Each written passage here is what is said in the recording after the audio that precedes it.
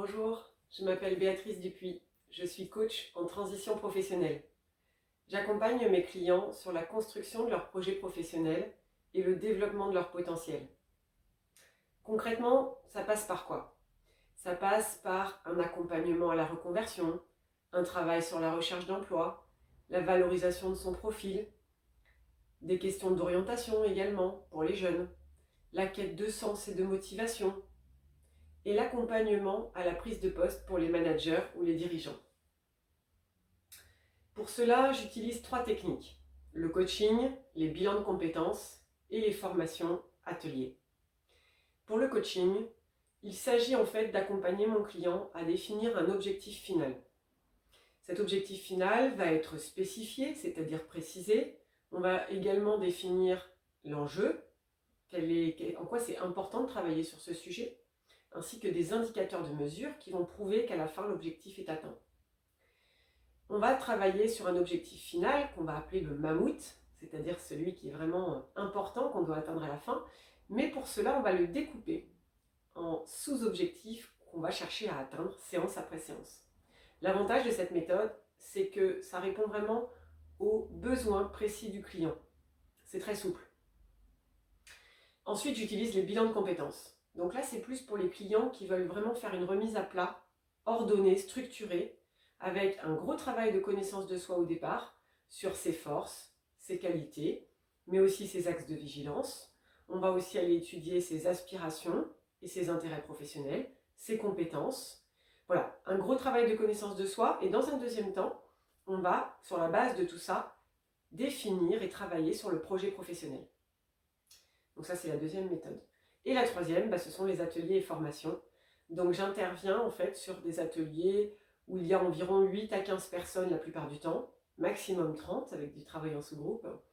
Des ateliers qui durent entre 1h30 et 3h aussi selon les besoins. Ça peut également être animé à la journée. Et là, l'idée, ça va être de travailler plus sur la confiance en soi, mais également toujours la connaissance de soi, qui est un vrai pilier dans la vie, pour bien connaître ses valeurs, ses besoins, identifier vraiment tout ce qui nous structure et comment on fait nos choix, et pour justement faire les meilleurs choix possibles. Qu'est-ce qui m'a amené à ce métier? Au départ, j'étais très attirée par les métiers de la psychologie. Lorsque j'avais 18 ans, je voulais être psychologue. Mais j'étais une hypersensible. Je ne le savais pas à l'époque. J'entendais toujours ma mère me dire que j'étais très sensible, trop sensible.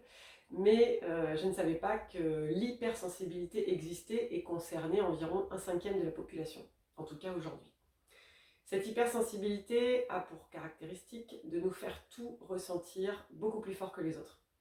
Donc tout ce qui se passe autour de moi, je le prends au premier degré, je le ressens extrêmement fort. Ceci m'a joué pas mal de tours quand j'étais plus jeune, et notamment le fait de ne pas choisir directement ma voie de coach et d'accompagnante, et de préférer à l'époque une carrière qui me ferait moins affronter cette sensibilité et les difficultés que je pourrais rencontrer au contact des autres.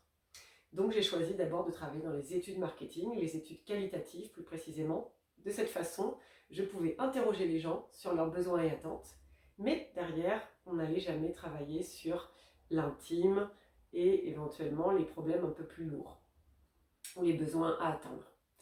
Donc c'était assez facile, c'était passionnant. Néanmoins, de plus en plus, les valeurs associées à l'univers du marketing me posaient un problème éthique.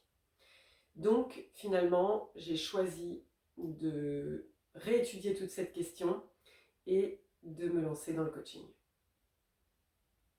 Aujourd'hui, je suis très satisfaite de mon poste. J'accompagne mes clients, je les vois grandir et je dirais que l'important, c'est vraiment de s'aligner, d'aligner la tête, le cœur et le corps, d'avoir une vraie congruence des trois pour que notre rationalité soit en accord avec nos émotions et soit en accord avec nos actes. À bientôt!